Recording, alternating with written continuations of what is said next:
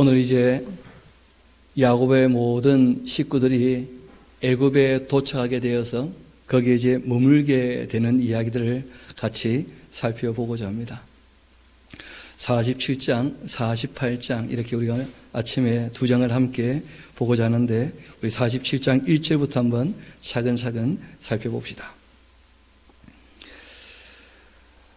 일단 이 요셉이 아버지와 형들을 다 고센 땅에 머물러 두게 하고 난 다음에 이 요셉이 바로에게 가서 고하죠. 이르되 내 아버지와 내 형들과 그들의 양과 소 모든 소유가 다 가나안 땅에서부터 올라와서 고센 땅에 있게 되었습니다 하고 이제 말씀을 아뢰었습니다.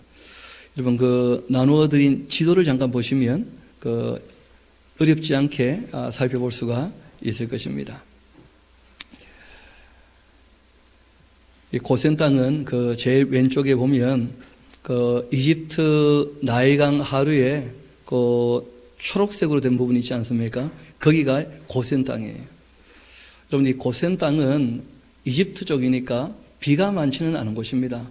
그런데 굉장히 비옥한 땅이에요. 왜냐하면 홍수가 지게 되면 상류에는 비가 꽤 많거든요.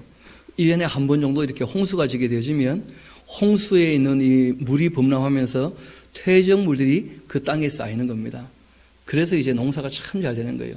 가물지만 농사가 잘 되는 곳입니다. 저도 이제 거기 가봤더니 참 묘한 곳이더라고요. 땅은 참 황량해 보이는 것처럼 보이는데 나무가 빼곡한 거예요. 나무가. 그리고 이제 버스를 타고 갔는데 길거리에 이렇게 우리나라처럼 포장마차가 있어가지고 빵을 튀겨 팔더라고요. 그래서 가이드 하시는 분한테 여쭤봤어요. 저 현지 빵을 좀 튀기는 걸 먹고 싶다고. 그랬더니 길거리에 파는 거 먹으면 큰일 나기 때문에 안 된다고. 지금까지 못 먹은 게 한이 돼가지고 먹고 싶어요. 그것이 딱 생각나요. 이집트 하면 못 먹어봤던 그 빵이. 거기 가면 여러분도 한번 기회 되시면 살펴보기도 하시고 한번 가보기도 하시고 하면 참 좋은데 고센 땅과 이제 람셋을 또 좀 이따 얘기할 때 이어서 또 말씀을 드리겠습니다. 일단 고센 땅이라고 하는 곳은 좀 넓은 지역입니다. 고센 땅. 그리고 이제 그 형들 중에서 5명을 택하여 바로에게 보였다는 거예요. 이 숫자라는 것이 조금 민감한 나라들이 있습니다. 우리나라도 4자를 쓰면 좀 기분 나빠하죠. 요즘에는 좀 그런 게 없는데 이집트는 3이나 7보다 5라는 숫자를 그렇게 좋아했대요. 상스러운 숫자. 그래서 이제 5명을 챙긴 거죠. 바로한테 나아갈 때. 어떻게 챙겼는지는 모르겠습니다. 잘생긴 순서인지, 키 큰 순서인지, 나이 많은 순서인지 그런 건 모르겠는데, 5명을 챙겨서 바로에게 나아갔죠. 바로가 요셉의 형들에게 물어봅니다. 너희의 생업은 무엇이냐? 그들이 바로에게 대답하되, 종들은 목자이온데, 우리 손조가 다 그러합니다. 아브라함, 이삭, 야곱 다 목자들이죠. 그들이 또 바로에게 고하되 가나안 땅의 기근이 심하여 종들의 양떼를 칠 곳이 없기로 종들이 이곳에 거류하고자 왔사오니 원컨대 종들로 이 고센 땅에 살게 하여 주옵소서 하고 이제 아린 것이죠. 그때 바로가 형들에게 대답하지 않습니다. 요셉에게 말을 하는 거예요. 왜냐하면 요셉에게 정권을 다 위임한 겁니다. 너무 신뢰하는 사람이니까. 그래서 바로가 요셉에게 말하여 이르되 너의 아버지와 형들이 내게 왔으니까 애굽 땅이 너희 앞에 있다. 땅의 좋은 곳에 내 아버지와 내 형들이 거주하게 하되 그들이 고센 땅에 거주하고 그들 중 능력 있는 자에게 내 가축을 좀 관리하도록 그렇게 하라 하고 이제 얘기를 한 겁니다. 그래서 고센 땅에서 목축을 하게 된 것이죠.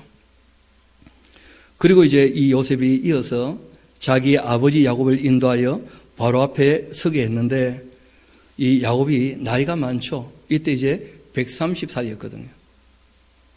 그리고 이때 이제 이 바로는 20대 초 많아야 중반쯤 되는 그 정도 나이입니다.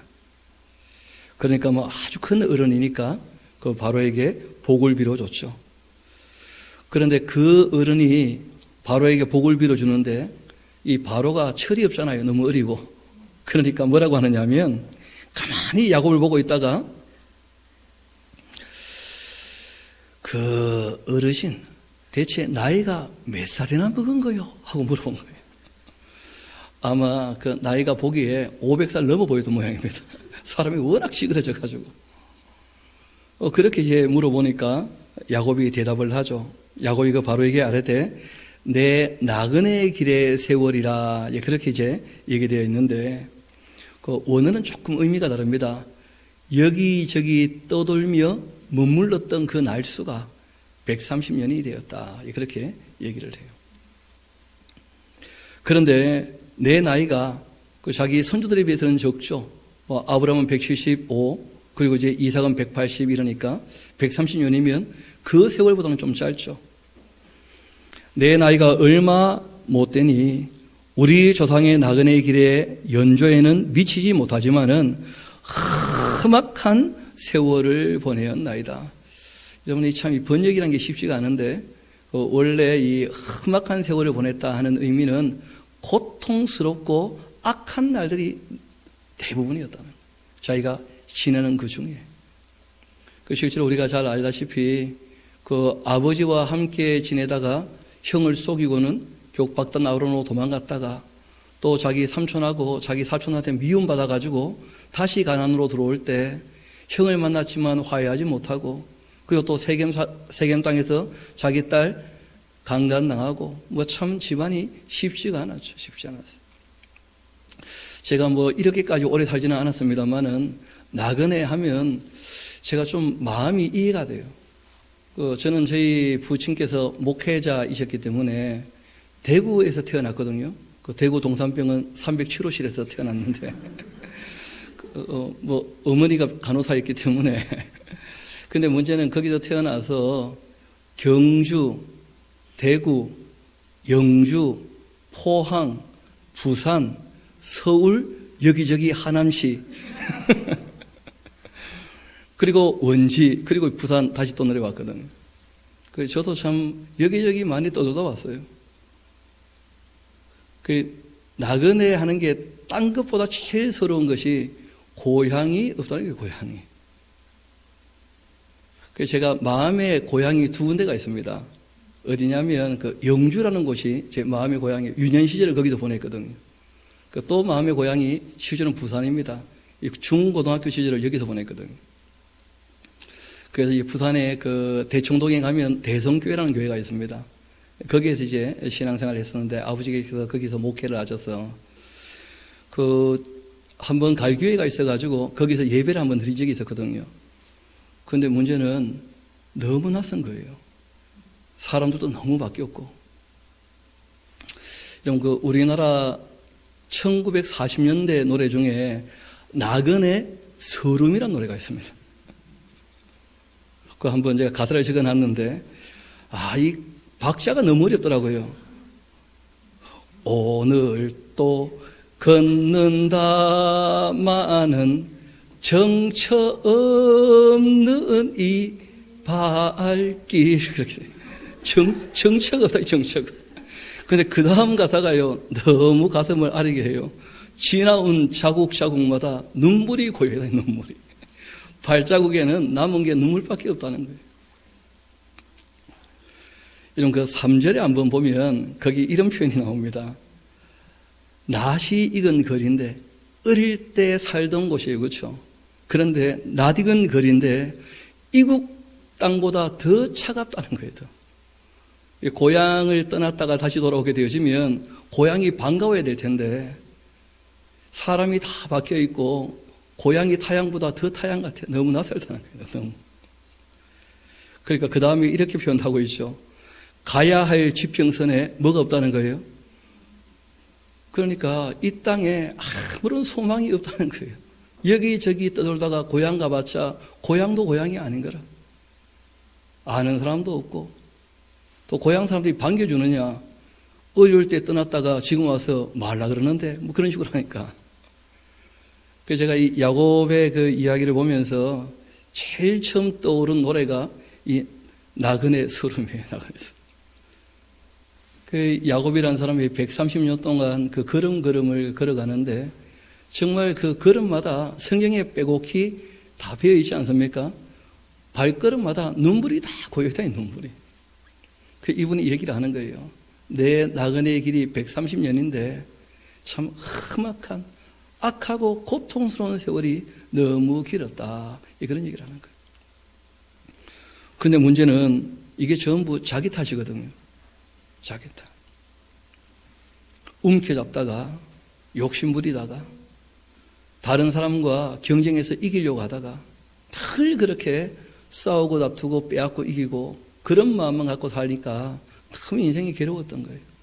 그런데 이분이 이제 드디어 130살쯤 되었을 때 그 모든 것을 놓았죠. 내가 잃게 되면 잃으리로다. 그렇게 정말 모든 걸 하나님께 맡길 줄 알고 내 것이다 이런 마음을 다 내려놓게 되어지자 그때부터 삶이 좀 평온하게 된 거예요. 여러분, 나그네로 살아가면서 움켜잡은 게 많으면 옮길 때마다 너무 무거운 거예요, 짐이. 예전에 그 시인의 그 시를 보니까 그 제목이 기억이 안 나는데 늙음에 대한 시예요. 거기에 이런 표현이 나옵니다. 나는 너무 무겁다. 나는 너무 느리다.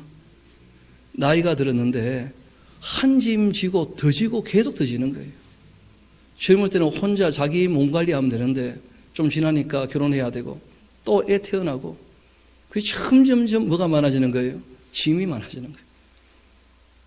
몸이 무거워지고 그리고 걸으면 더 느려지게 되어지고 그게 사람이 움켜잡으면 너무 인생이 무거운 거예요. 실제로는 고통스럽고. 그런데 이 야곱이 내가 잃게 되면 잃으리로다 하면서 모든 걸 다 내려놓게 되어지자 그 다음 이제 한 17년은 정말 새로운 삶을 살게 된 것이죠. 하나님 나라 바라보면서 여기도 고향이 아니니까. 그래서 이분이 그 얘기를 합니다. 내 나이가 얼마 못 되지만은 우리 조상의 나그네 길의 연조에 미치지 못하나 험악한 세월을 보냈나이다. 그리고는 야곱이 바로에게 복을 빌어주고 그 앞에서 나오게 됩니다. 그때 이 요셉이 바로의 명령대로 그의 아버지와 그 형들에게 거주할 곳을 주고 애굽의 좋은 땅 이 라암셋을 그들에게 주었다. 그렇게 되어 있거든요. 여러분, 그런데 라암셋이라고 하는 이 지명은 이 당시에는 없던 지명입니다. 라암셋이라는 지명은 이제 언제 생기는 지명이냐 하면 그 출애굽기를 가면 비돔과 라암셋을 건축했다. 그렇게 되어 있어요. 국고성이라 그래서. 그때가 이제 언제냐 하면 모세가 태어나기 조금 전이에요. 그러니까 출애굽하기 한 100년 전쯤에 세워진 성읍입니다. 그러니까 이것이 기록된 것이 그 이후기 때문에 그 라암셋이라는 지명이 나와 있는 것인데 우리 한번 지도를 봅시다. 지도를 보면 오른쪽 그림, 왼쪽 그림 밑에 그림을 보면 지도 밑에 그림이 있지 않습니까? 그 오른쪽 그림이 우리가 좀 전에 얘기했던 고센 땅이라고 할 때 그 고센 땅을 참 잘 보여주는 그 땅이에요. 그 뒤에 보면 뭐 빼곡하죠, 나무들이. 그렇죠? 근데 앞에 땅들을 보면 그 땅이 그렇게 좋아 보이는 땅은 아니라는 거예요. 강수량이 많지 않으니까. 범람할 때만 비옥하게 되어지고 그리고는 계속 바짝 이렇게 말라버려요. 가물러서. 그리고 그 왼쪽 보면 좀 큰 그림이면 더 좋은데 그 황량해 보이는데 꽤 큰 건축물들이 보이시죠? 여러분, 이게 이제 어찌된 일이냐 하면 이스라엘 백성들이 고센 땅에 이제 머물러 살게 될 때 시간이 지나면서 왕조가 바뀐 거예요. 왕조가 바뀌게 되어지니까 이스라엘 백성들이 너무 번성하게 되었거든요. 그래서 왕조가 바뀌고 요셉을 알지 못하는 이제 바로가 왕이 되었을 때 그때 이 고센 땅에 람셋이라고 하는 도시를 건설하게 한 거예요. 큰 이 도시를. 그리고 큰 성을 짓게 한 거예요. 근데 지금 다시 한번 오른쪽 그림을 보시면 알겠습니다만은 그 그림 중에 언덕배지 바로 앞에 요런 담장 같은 거 보이십니까? 그 오른쪽 그림 보면 제일 뒤에는 나무들 많고 그 바로 뒤에는 요런 둔턱이 있고 그 앞에는 담자락 같이 이렇게 담벼락처럼 조금 이렇게 보이는 데 있으시죠? 이게 이제 뭐냐면 벽돌을 가지고 쌓아 올린 벽이에요. 실제로 이건 벽을 쌓아 올려고 한 것이 아니고 벽돌을 만들다가 이제 옮기려고 쌓아놨던 곳입니다. 제가 여기 가봤다 하는 말씀을 굳이 드린 이유가 있는데, 원래 여기는 관광객들은 아무도 안 가는 곳이에요. 왜냐하면 볼 게 아무도 없으니까. 왜냐하면 이런 이 건축물들은 훨씬 더 이 화려하고 큰 건물들이 이집트에는 많습니다. 뭐 더베 같은 곳 가면 어마어마해요. 그런데 여기 가이드가 되시는 분, 그리고 이제 성지순례 단장이었던 노우호 목사님이라는 분이 계셨는데 굳이 꼭 가셔야 된다는 거예요. 갔더니 아무것도 없어요. 왜냐하면 볼만한 게 아무것도 없는 거예요. 볼만한 것은 진짜 애들 뛰어노는 거 말고는 볼 게 아무것도 없는 거예요. 애들이 이런 데에 뛰어노는 거예요. 그러니까 성경적으로는 굉장히 중요한 유적지인데 거기는 뭐 기독교 국가가 아니니까 전혀 관리를 하지 않죠. 그런데 문제는 그거 보시던 것처럼 그 카이로에서 한참 이 북쪽으로 올라가야 되거든요. 그러니까 거기 갔다 오면 하루라. 그러니까 딴 거 관광할 거 많은데 여기 갔다 오면 아무것도 못하고 그것만 보고 와야 되는데 뭘 보느냐? 흙더미만 보고 오네, 흙더미만. 거기 가면 흙더미가 어떤 흙더미냐면 이 이스라엘 백성들이 지금 이 땅이 박하지 않습니까? 그러니까 거기에 이제 물을 붓고 그리고 볏짚을 넣어가지고 그걸 이겨서 벽돌을 만드는 거예요. 그러니까 벽돌을 만드는 것이 뭐 진흙 가지고 이렇게 쉽게 만들고 그런 게 아니었다는 거예요. 이런 흙 가지고 이제 벽돌을 만들어야 되니까 그것도 고통스러운데 이 벽돌을 만들어서 그 옆에 있는 국고성을 만든 거예요. 그걸 날라가지고. 그러니까 참 이스라엘 백성들도 고생을 심하게 한 거죠, 보니까. 그 출애굽기의 배경이 될 만한 그런 내용들이라서 미리 좀 말씀을 드립니다. 라암셋이란 말은 이 당시에는 없었던 말이었었고 그 이후에 이제 있게 되는 그 지명인데 그 당시 지명은 잘 알지는 못합니다.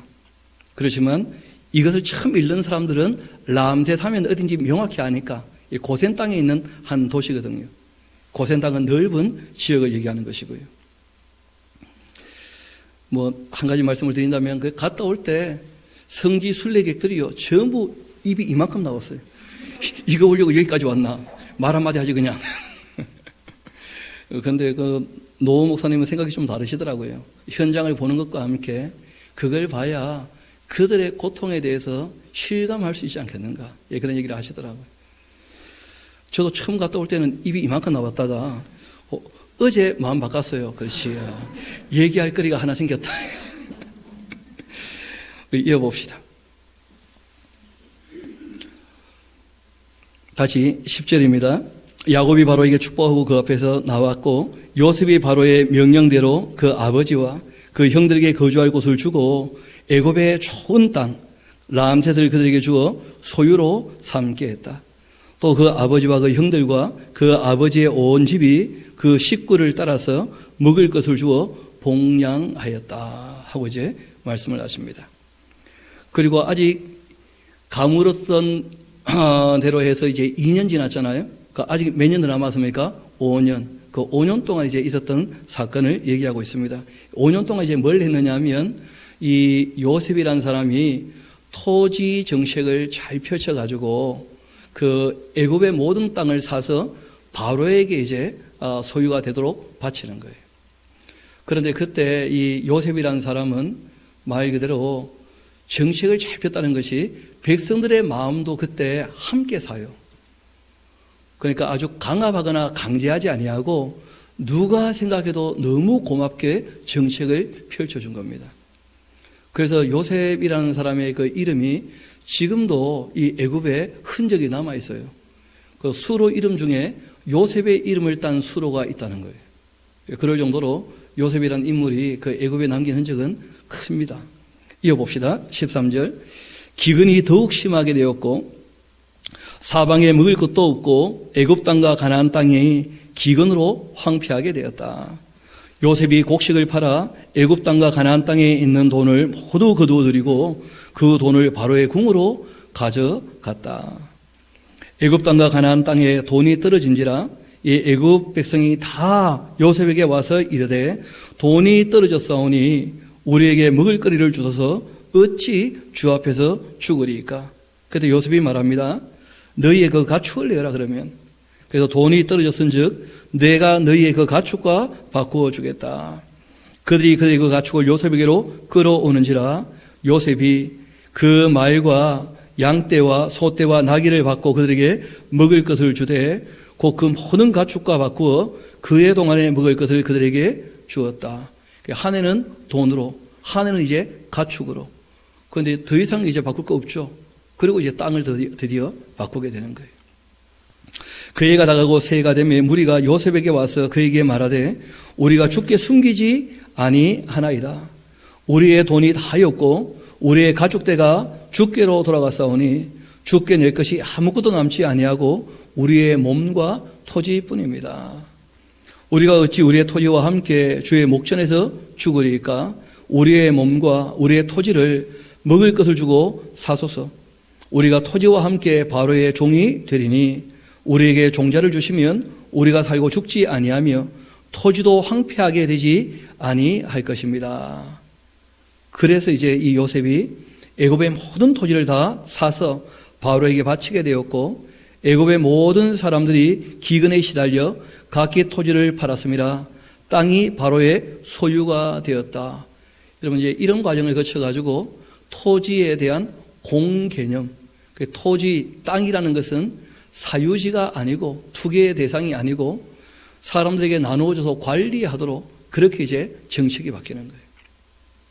이런 게다가 만약에 이 사람들이 가축들을 그 요셉에게 다 팔지 않았다면 결국은 자기들이 다 잡아먹고 끝났겠죠. 실제로는 요셉에게 가축을 팔았기 때문에 가축도 다 살게 된 거예요. 요셉이 실제로 그 당시 애굽을 다 살린 것입니다. 그걸 사람들이 시간이 지나면서 다 알게 된 거예요.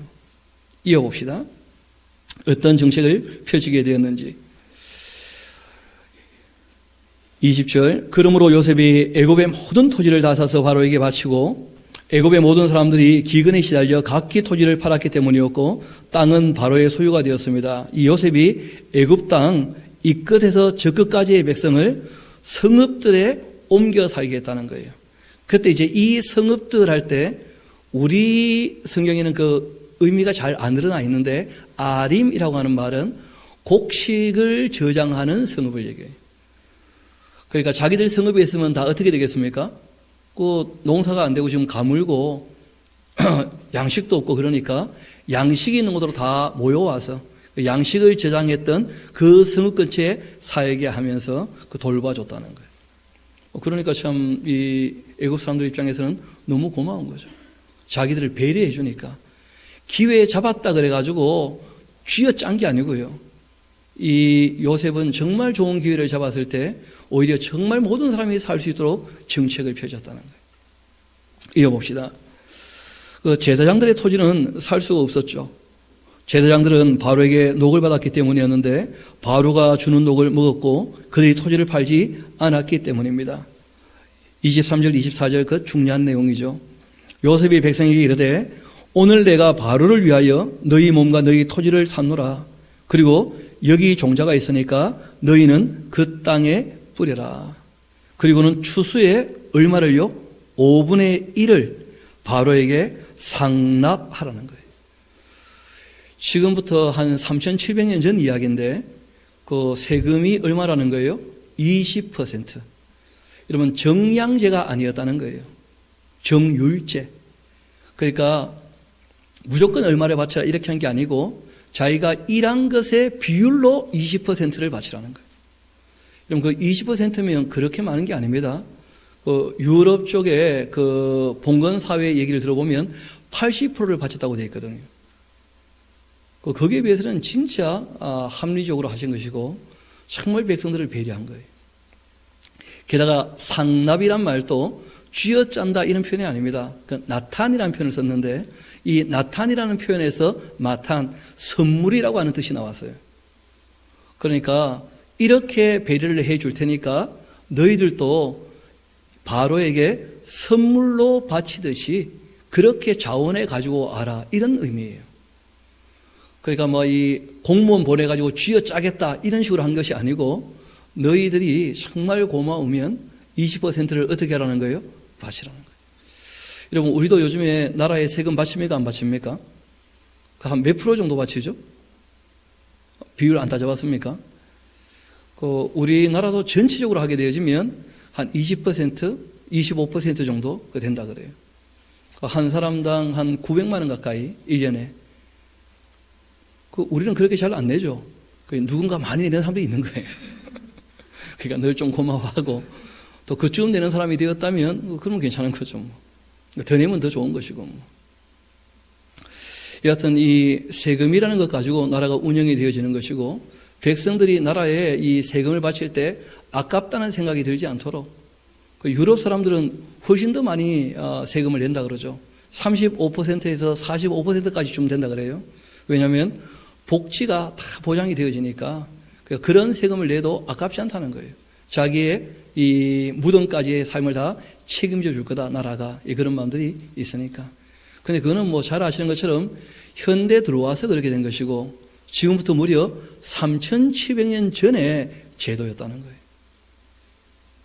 지금부터 200-300년 전만 해도 60%, 70%도 가져갔다는데 나라가.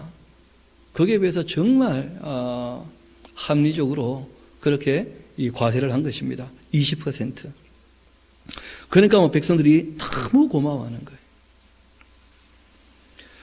다시 24절 봅시다. 추수의 5분의 1을 바로에게 상납하고 5분의 4는 너희가 가져 토지의 종자로도 삼고 너희 양식으로도 삼고 너희 가족과 또 어린아이의 양식을 삼아라. 그들이 이르되 주께 우리를 살리셨습니다. 우리가 주께 은혜를 입었고 바로의 종이 되었습니다. 하고 이제 너무 고마워하는 거예요. 여러분, 이럴 때 요셉의 존재감은 대단했겠죠. 여러분, 평화로울 때는 존재감이 드러나지 않습니다. 우리나라도 코로나19가 없을 때는 질병관리본부라는 게 있었는지도 몰랐죠. 어려움이 닥치니까 존재감이 있는 거예요. 여러분, 그런데 존재감이 있는 사람만 수고하고 애를 쓰느냐? 그렇지 않습니다. 여러분, 놀랍게도 지금 2년 정도 기간 동안 겨울을 지내면서 조류독감이란 말 안 들어보셨죠? 그러니까 여러분, 공무원들이 열심히 일하고 있는 거예요. 질병관리본부만 일하는 게 아니라는 거예요. 실제로 알게 모르게 일하는 사람이 참 많습니다. 여러분, 또 여름 지나면서 구제역이라는 것도 우리가 못 들어봤죠, 한참 동안. 이 발굽이 있는 동물들은 그 입에 역병이 도는 수가 있거든요, 더울 때. 심심치 않게 구제역 돈다, 뭐 조류독감이 있다, 이런 얘기를 들어왔었는데, 요 근래에 들어서 그런 얘기를 잘 못 듣게 되거든요. 참 방역에 애를 쓰고 수고를 많이 하고 있다는 거예요. 그뿐 아니라 오늘 오시는데 특별한 어려움 없이 잘 오셨죠? 그러니까 누군가가 다 수고해 주신 거예요. 실제로. 애를 쓰시고. 근데 우리가 힘들지 않게 오니까 그 존재감을 느끼지 못하는 것 뿐이죠. 여러분, 평화로울 때 7년 동안 풍년이 들었을 때는 요셉의 존재감은 그리 나타나지 않았을 것입니다. 크게 어려워지니까 이제 돋보이게 되는 거예요. 그래서 돋보이는 것 자체가 중요한 것이 아니고 실제로는 평화로운 시대가 훨씬 더 좋은 시대죠. 평화로운 시대가. 여하튼 이제 하나님께서 계획이 있으셨기 때문에 풍년 이후에 7년 중년이 있게 하셨고 그 일로 실제로는 이제 그 아브라함의 후손들, 그 이스라엘 백성들을 이 애굽에 살게 하셔가지고 그들을 이제 불려서 애굽에서 불러내셔가지고 가나안 땅에서 한 나라를 만드실 거라는 거예요. 죄송합니다. 이어봅시다. 26절입니다. 이렇게 요셉이 애굽의 토지법을 세웠고 그 5분의 1이 바로에게 상납되는데 그러나 이 제사장 토지는 바로의 소유가 되지 아니하여 오늘날까지 이루고 있다 하면서 기록할 당시까지 얘기를 합니다. 이스라엘 족속이 그렇게 애굽 고센 땅에 거주하며 거기서 생업을 얻었고 생육도 하고 아주 번성도 하게 되었다. 그러니까 한 가족이 한 나라가 될 만큼 뿔어나게 되었다는 거예요. 그리고 이 야곱이 애굽 땅에서 17년을 거주했는데 17년 동안 있었던 일은 뭐 거의 안 나오죠. 벌써 세월이 17년 지난 거예요. 그 나이가 147세가 되었다. 이분이 147세 때 이제 별세하시거든요. 이스라엘이 죽을 날이 가까이 오니까 그 아들 요셉을 불러 그에게 말합니다. 이제 내가 너에게 은혜를 입었으니까 청컨대 너의 손을 내 허벅지 아래에 놓고 인애와 성실함으로 내게 행하여서 애굽의 나를 장사하지 않도록 해라. 그러니까 여기가 우리 고향이 아니고 우리는 가나안 땅, 하나님께서 일을 맡기시는 우리 일터로 가야 된다. 반드시 가나안 땅으로 다시 돌아가야 한다. 그렇게 얘기를 합니다. 내가 조상들과 함께 눕거든 너는 나를 애굽에서 메어다가 조상의 묘지에 장사하라. 잘 아시는 것처럼 헤브론에 있는 막벨라 굴이 있죠, 그렇죠? 마물의 상수리 나무가 있었던 그곳에 요셉이 이르되 내가 아버지 말씀대로 그렇게 행하겠습니다. 그리고 야곱이 또 말합니다. 나에게 맹세를 해라. 그가 맹세하니 이스라엘이 침상머리에서 하나님께 경배하였습니다. 그리고 이제 얼마 지나지 않아서 이 어떤 사람이 요셉에게 말하기를 너의 아버지가 병들었다. 이런 병을 죽을 병이라 그러죠. 이제는 이 병으로 이제 별세하실 겁니다. 그가 곧 두 아들 므낫세와 에브라임과 함께 아버님을 찾아뵙는 거예요. 언제 또 뵙겠는가 하면서.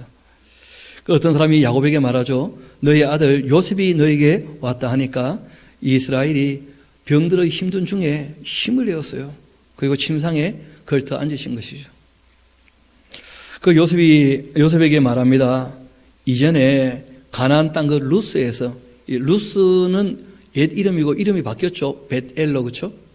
그 루스에서 전능하신 하나님께서 나에게 나타나 복을 주시며 말씀하신 게 있었다. 이게 이제 은혜의 언약에 대한 내용이었는데 내가 너로 생육하고 번성하게 해서 너에게서 많은 백성이 나게 할 거고 내가 이 땅을 너의 후손에게 주어 영원한 소유가 되게 하겠다. 이 가나안 땅 주는 것 자체가 목적이 아닙니다. 가나안 땅에서 이제 뭘 해야 됩니까? 그 하나님의 소유가 되어서 제사장으로서의 역할을 감당해요. 제사장 나라. 그리고 거룩한 삶을 통해서 모든 이방인들에게 하나님 섬기는 본을 보여야 돼요. 그것이 이스라엘 백성들의 사명이었거든요. 그래서 그 일을 위해서 내가 가나안 땅으로 돌아가게 할 것이고 그 땅을 주겠다고 약속을 하셨다는 거예요. 이건 우리가 출애굽기를 공부하면 이제 다 또 정리가 될 것입니다. 그렇게 하나님께서 말씀을 하셔다 가나안 땅을 우리에게 주겠다고. 그러니까 내가 애굽으로 와서 너에게 이르기 전 애굽에서 너가 낳은 두 아들 에브라임과 므낫세는 내 것이다. 루벤과 시몬처럼 내 것이 될 것이다. 이런 말씀을 하셨어요. 굉장히 독특한 표현이죠. 그러니까 지금 이 이스라엘에게는 12명의 아들이 있지 않습니까? 그런데 우리가 시간이 좀 지나보면 알 텐데 레위 지파는 하나님이 장자로 뽑아가셨어요. 그럼 이제 11지파가 되겠죠. 12명에서. 그런데 이 요셉 지파를 두 개로 나눈 거예요. 에브라임과 므낫세로. 이게 이제 무슨 말이냐면 야곱이라는 사람이 자기 아들 요셉을 장자로 생각했다는 거예요. 여러분 한번 그 역대기 상서 5장 같이 한번 가봅시다. 거기 가면 조금 더 이 설명이 나와 있는데 역대기 상서 5장 같이 한번 가봅시다.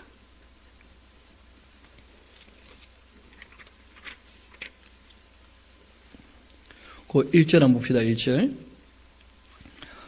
이스라엘의 원래 장자는 누구라고요? 르우벤. 우리가 다 아는 거 아닙니까? 그런데 거기 괄로해서 이런 얘기가 따라 나오죠. 르우벤은 장자라 할지라도 그 아버지의 침상을 들이켰기 때문에 장자의 명분이 이스라엘 아들 요셉의 자손에게로 돌아가게 된 것이다. 이렇게 얘기를 하고 있어요. 족보의 장자의 명분대로 기록되지는 못했다. 그리고 또 한마디가 더 따라 나옵니다. 2절 봐요. 유다는 하고 또 나오죠. 그 형제보다 뛰어나고 주권자가 유다에게서 났으나 장자의 명분은 누구한테 있다고요? 요셉에게. 그러니까 역사의 기록에 있어서는 장자의 명분은 르우벤이 장자라고 기록이 되어 있다는 거예요.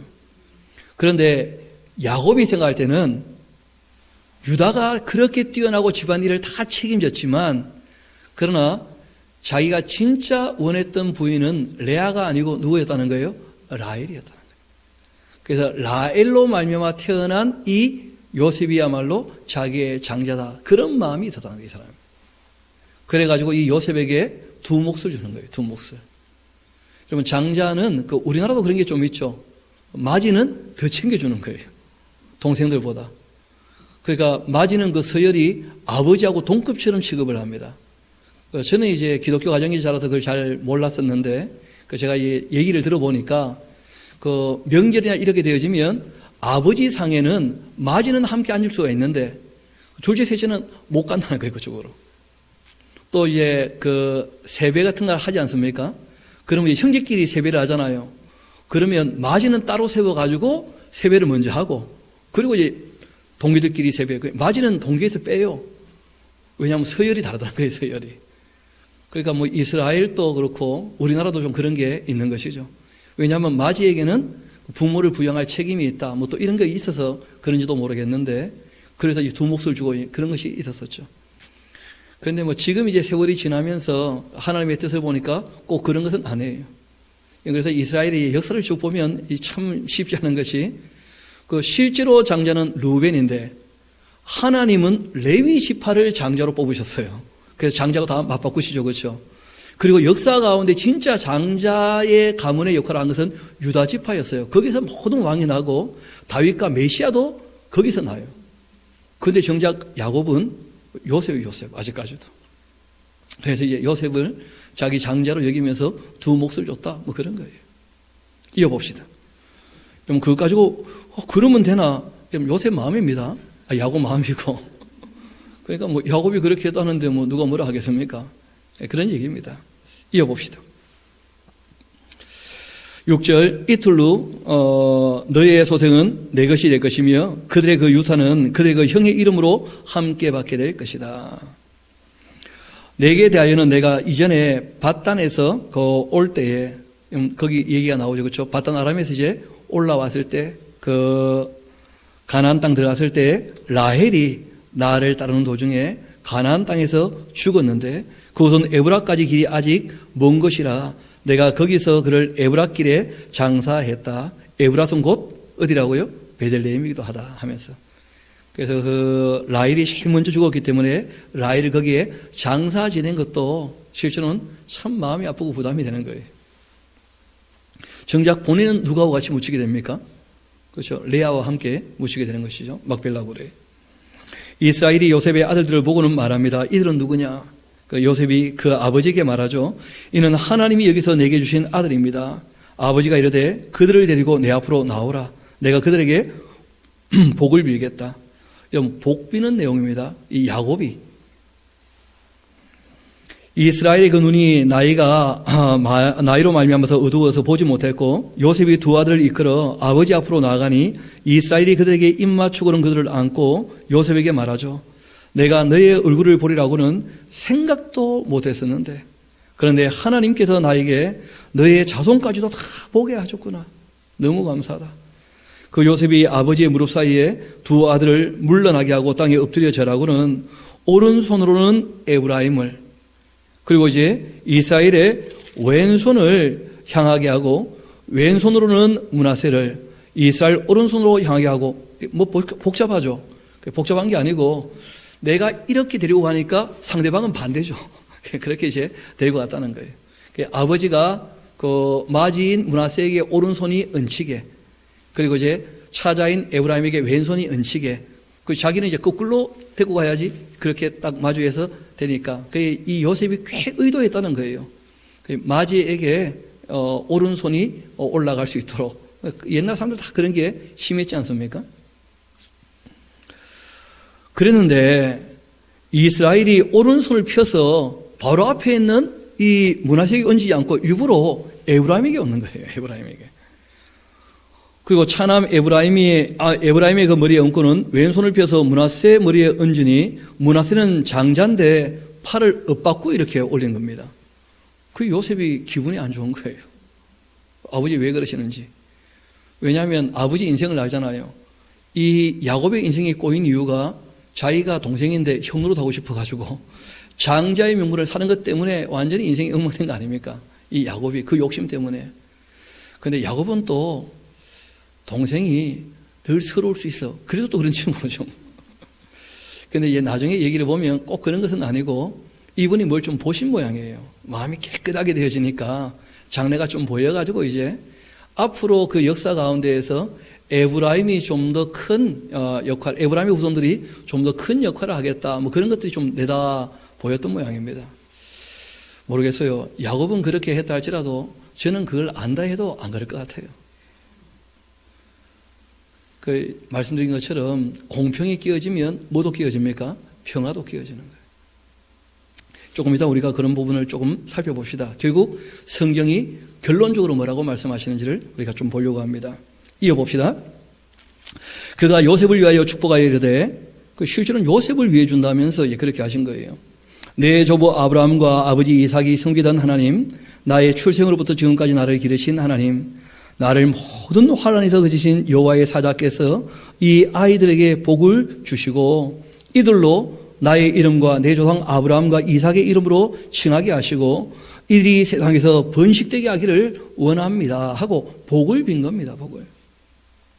그때 그 요셉이 그 아버지가 오른손을 에브라임 머리에 얹는 거 보고 기뻐하지 않고 아버지의 손들어 에브라임의 그 머리에서 이 므낫세의 머리로 옮기고자 하는데 그의 아버지에게 말하죠. 아버지여, 그렇게 하지 마십시오.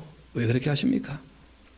이는 장자이니 오른손을 그 머리에 얹어서 그렇게 했는데 그러나 그 아버지가 허락지 않았다는 거예요. 그리고는 뭐라고 하느냐면 나도 안다.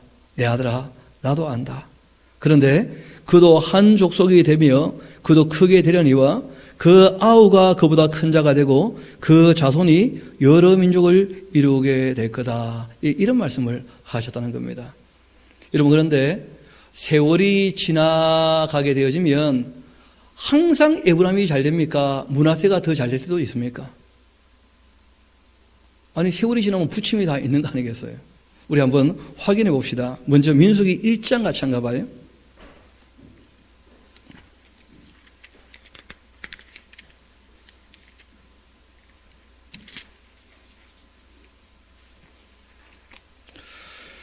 그 32절부터 한번 봅시다. 요셉의 아들 에브라임의 아들에게서 난 자들을 그들의 그 종족과 조상의 가문을 따라 20세 이상으로 싸움에 나갈 만한 자를 그 명수대로 계수했는데 에브라임 지파는 계수된 자가 몇 명이었다고요? 4만 500명.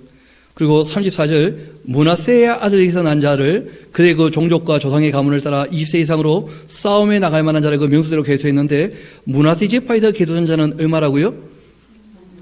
이렇게 이제 광야 생활을 시작을 했죠. 그리고 이제 40년 지났을 거 아닙니까? 40년 지나고 한번 봅시다. 우리 26장 같이 한가 봐요.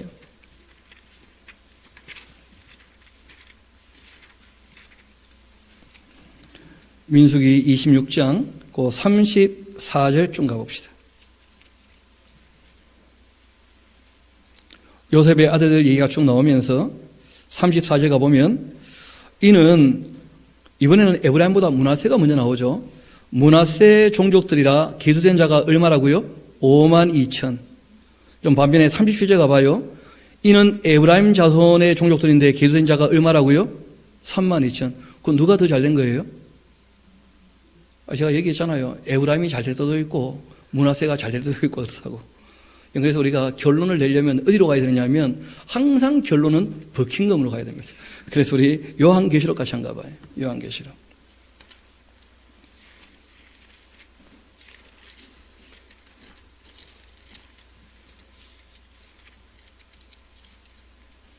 그럼 그 7장 같이 한가 볼까요? 7장.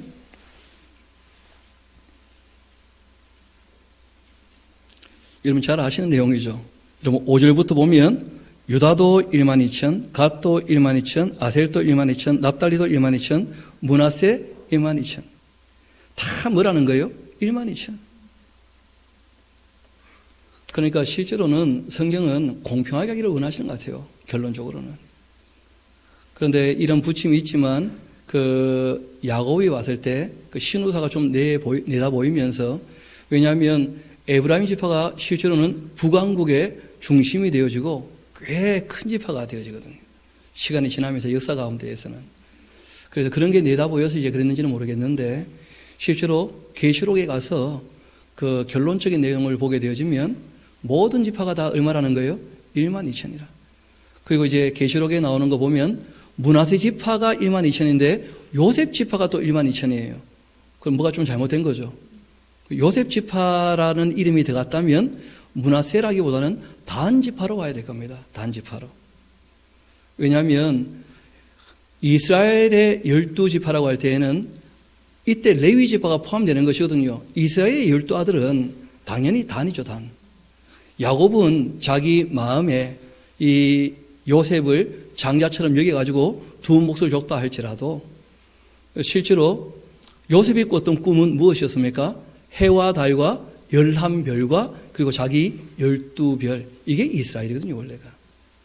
그러니까 므낫세가 나오고 이 요셉 지파가 나온다면 그러면 므낫세, 에브라임 이렇게 보기보다는 요셉과 단으로 보는 것이 더 타당하지 않겠는가? 어차피 한 명 이름을 바꿔야 된다면 그것이 이제 이 12장에 나오는 내용하고 훨씬 더 조화를 이루게 되는 것이겠죠. 여하튼 말씀의 요지는 다시 돌아와서 말씀을 드립니다. 여러분 공평히 하는 게 훨씬 잘하는 겁니다. 공평히 하는 것이. 신우사를 다 내본다 할지라도 그는 마음에 담아두는 것이 낫지 않겠는가. 왜냐하면 입 밖에 나오게 되는 순간 사람들도 그 말에 영향을 받게 되거든요. 여러분 누군가에게 비교당한다는 것은 누구도 그건 기분 안 좋은 일입니다. 그래서 우리가 좀 생각을 해봐야 되지 않겠나 싶기도 합니다. 그 창세기 그 48장에 꽤 많은 분량을 차지하면서 이 얘기를 하고 있는데 그 야곱은 이 요셉에게 장자의 명분을 주며 그 지파가 두 개로 되어서 이 에브라임 지파, 므낫세 지파로 이제 이 요한계시록까지 계속 가는 것이거든요. 12지파가. 레위 지파가 다시 그 이스라엘 지파 안에 들어오기 전까지는 계속 므낫세 지파와 에브라임 지파가 이제 가는 것이기 때문에 아마 이 내용이 그 큰 분량을 차지하고 있는 듯 그렇게 보입니다. 여하튼 이 야곱은 그렇게 엇갈려서 기도했다는 거예요. 요셉은 그것을 싫어했고, 그런데 야곱은 고집은 야곱 못 이깁니다. 그렇죠? 나도 안다. 그러나 뭐 누가 말리냐. 얘가 내가 보니까 더 잘 될 거다. 뭐 그렇게 하셨다는 거예요. 그런데 문제는 언제 잘 된지가 안 나오니까. 아니 훈련 다 마치고 난 다음에는 므낫세가 더 잘 되잖아요. 그래서 그런 거 우리가 따지기가 쉽지 않은 것이 이거는 야곱의 입장이었다는 야곱의 입장. 이거는 성경에 기록되어 있지만 하나님의 뜻이다. 뭐 그런 의미로 기록된 게 아니라는 거예요. 야곱이 복을 빌었고 맞습니까? 야곱이 뭐가 좀 내다 보여서 얘기를 하는 정도의 이야기라는 거예요. 성경을 읽을 때 누가 하고 있는 말씀인가에 조금 관심을 가져야 돼요. 성경에 있지만 다 하나님 말씀만 있는 게 아니거든요. 사람의 말도 있고 심지어는 누구 말도 있습니까? 사탄의 말도 있고 그래요. 그래서 전체적인 이 맥락에서 봐야지만 조금 더 원만하게 성경을 볼 수 있지 않겠나 싶습니다. 우리 다시 본문으로 돌아와서 나머지 내용을 정리합시다. 20절입니다. 그날 그들에게 복을 빌어주고 말합니다. 이스라엘이 너로 말미암아 축복하기를 하나님께서 너에게 에브라임 같고 므낫세 같게 하시리라. 그렇게 하며 에브라임을 또 므낫세보다 앞세웠다는 거예요. 이스라엘이 요셉에게 또 이르되 나는 죽을 것이다. 그러나 하나님이 너희와 함께 계신다. 이게 무슨 말입니까? 나는 너희들에게 임시 아버지고 진짜 영원한 아버지 계신다는 거예요. 나는 임시로 아버지 노릇했고 이제는 나의 역할은 끝났다. 영원한 아버지 계신다. 하나님이 너희와 함께 계시사 너희를 인도하여 너희 조상의 땅으로 돌아가게 하실 것이다. 그리고 내가 너에게는 그 가나안 땅 들어가게 되었을 때 너 형제보다 세겜 땅을 더 준다. 이런 말씀을 하고 있는데 여러분 이거는 개역 한글판 번역이 더 나은 것 같아요. 왜냐하면 이 쉐켐이라고 하는 말이 지명으로 쓰이지 않았다고 보거든요.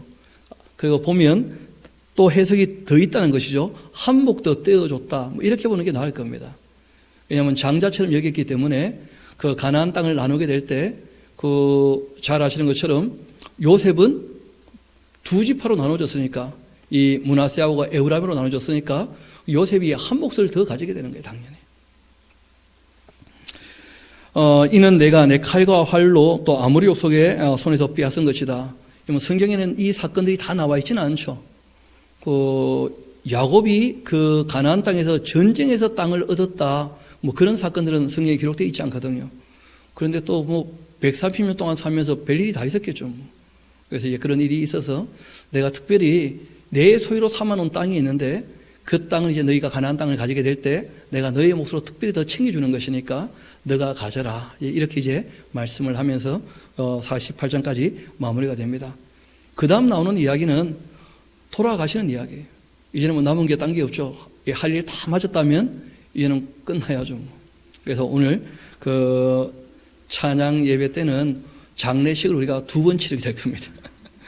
야곱하고 요셉하고 그렇게 장례를 다 치르게 될 텐데 오늘 우리가 함께 말씀을 살폈던 것처럼 야곱이라고 하는 분이 130세가 되어가지고 모든 것을 내려놓고 그리고 난 다음에 그 눈이 밝아지며 실제로는 신후사 앞으로 될 일들도 맑게 좀 보이셨던 모양입니다. 그리고 정말 마음에 뭘 누리시는 거예요? 평안을. 하나님께 다 맡길 수 있었기 때문에. 그리고 죽음조차도 이분이 두려워 안 하는 것처럼 보이죠. 그렇죠? 나는 이제 가지만 하나님이 너희와 함께 하실 것이다. 그리고 앞으로 그들이 꼭 해야 될 그들에게 맡겨진 사명이 무엇인지를 다시 한번 고취시키시면서 이번에 그 말씀을 이제 마치게 되는데 요셉을 불러서 이렇게 했으니까 다른 아들들에 대해서 또 얘기를 하셔야 되겠죠. 그렇죠? 그래서 이제 그 내용은 49장에 나오게 될 것입니다.